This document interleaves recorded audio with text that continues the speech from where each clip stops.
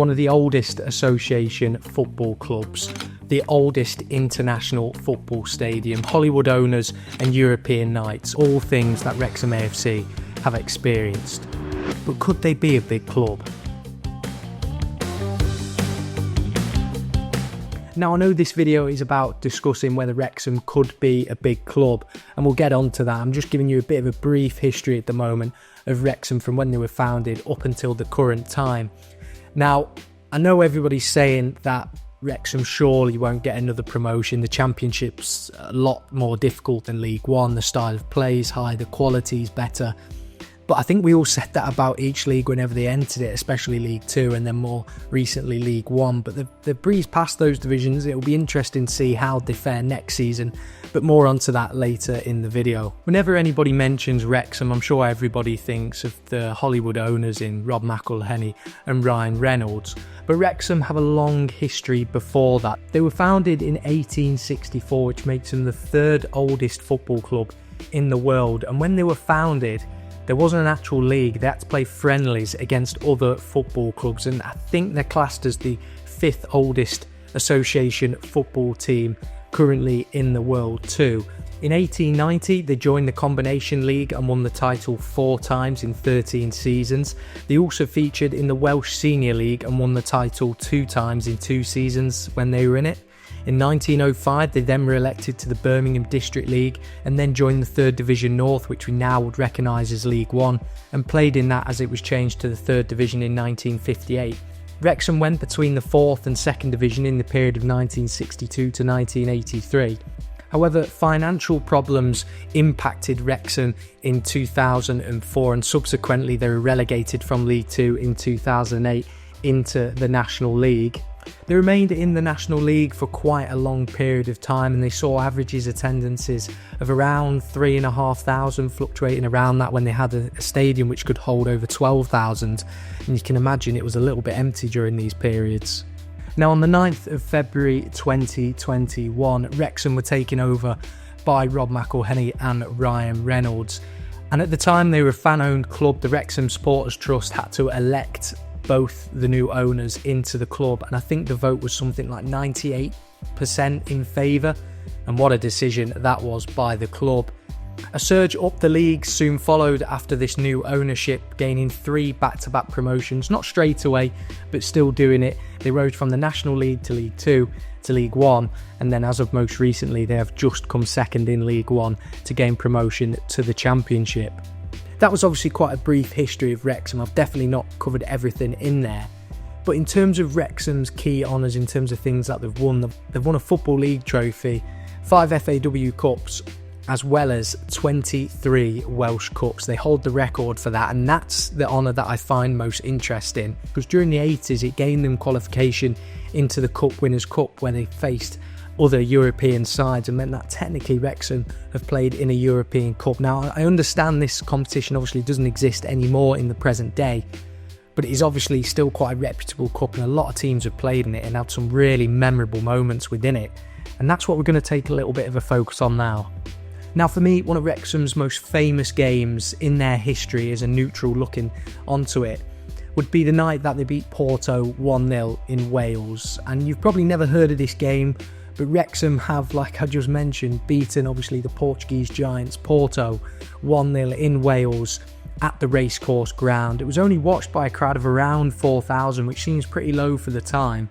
But when you compare the size of the two clubs, and obviously Porto being a giant of football competing in the Champions League, Wrexham having lingered in non-league for a large majority of time, it's quite an unbelievable matchup that happened.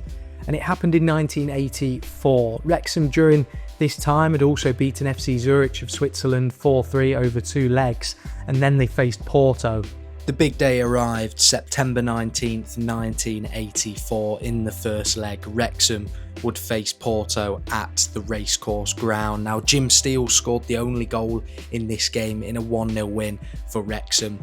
And then Wrexham travelled to Portugal for the return match, which was a little bit more of a spectacle. Porto went 3-0 up, but Wrexham responded. Captain Jake King netted a brace, with then Barry Horn following up with the third goal. The match ended 4-3 to Porto, but on aggregate it was 4-4, and with the away goals ruling, it meant that Wrexham progressed and knocked out the Portuguese giants, and also beating probably one of the sides who were favourites to win it as well at that time.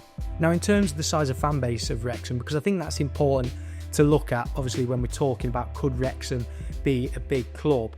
Now, their fan base has generally been around the 3,000 to 10,000 mark, depending on the team's success and where they've been and in what division.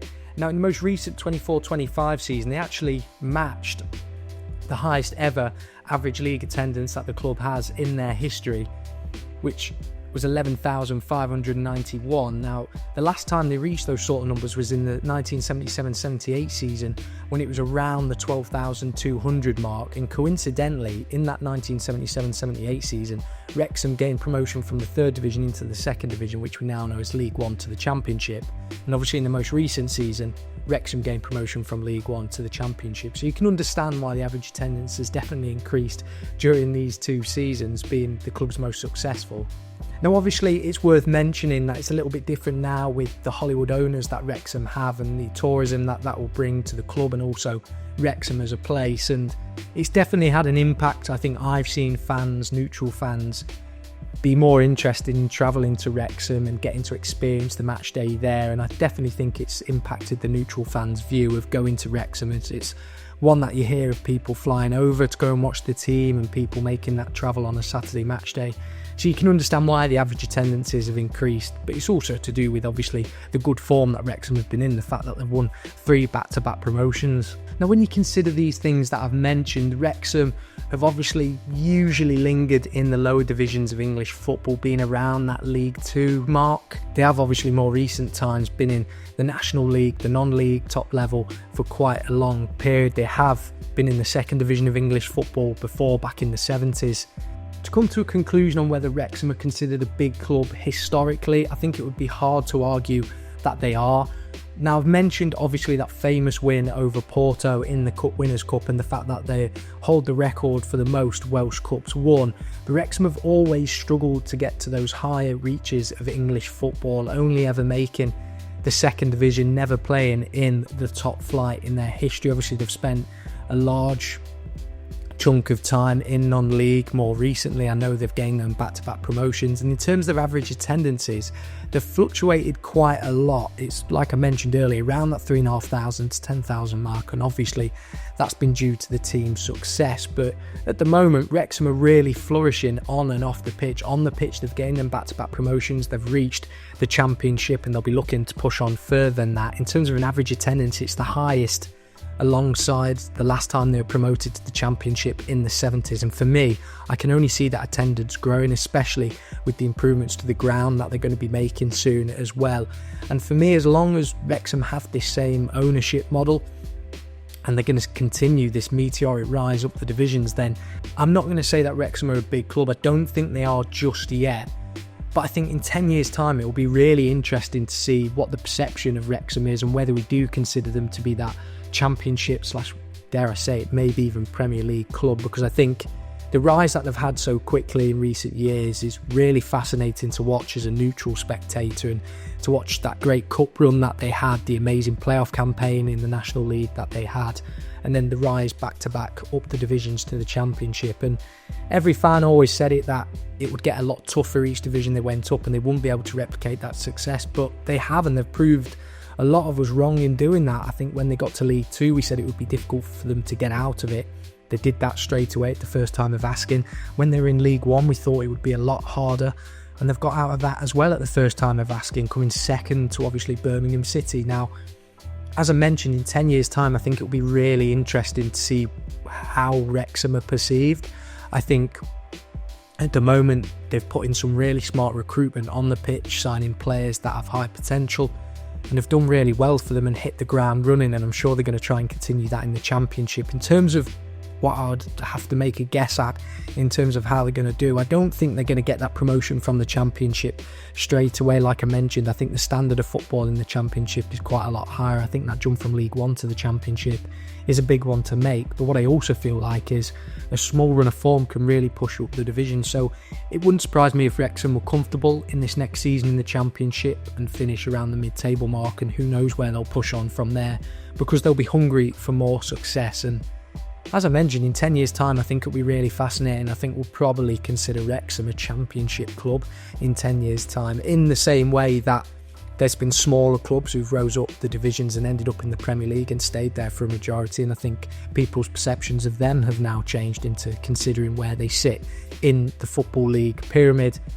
And I think, yeah, it's going to be really interesting to see where Wrexham are. It's going to be also interesting to see the size of the fan base in that 10 years' time, because I think it's just going to be ever increasing, ever growing. They're going to break that record for the highest average attendance that was set in that 77-78 season. And who knows, maybe they'll even have some more European nights on the horizon, but I think that's quite a bold statement to make. But who knows, it is football, and everybody is seeing them sort of fairy tale stories play out.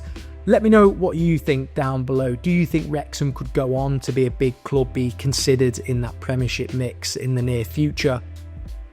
Do you think Wrexham's fan base is going to grow to around that 15,000-20,000 mark, and it's going to be considered one of the bigger attendances in the division that they're in? Let me know down below, because I think it's really fascinating to look at, and hopefully you've enjoyed me talk you through it today. If you have enjoyed this video, don't forget to like and subscribe, follow the social medias down below, and I'll see you in the next one.